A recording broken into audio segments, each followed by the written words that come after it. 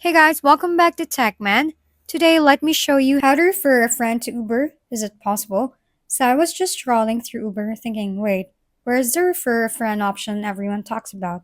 And funny enough, it's not always there. So I opened the app, tapped into my account section, and started digging around like it was some hidden feature hunt. Now here's what I noticed. If you don't see a referral option under settings or groups, it's not you, it's Uber. The feature actually comes and goes depending on your region or ongoing promos. It's kind of like a limited perk rather than a permanent button sitting in your app. I even check my email just to be sure, and that's usually where Uber drops a hint if you're eligible.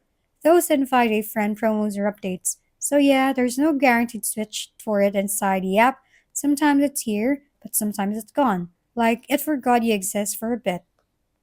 If we've been helpful, kindly give us a thumbs up and don't forget to hit the subscribe and bell button for more contents. For any questions and suggestions, comment down below.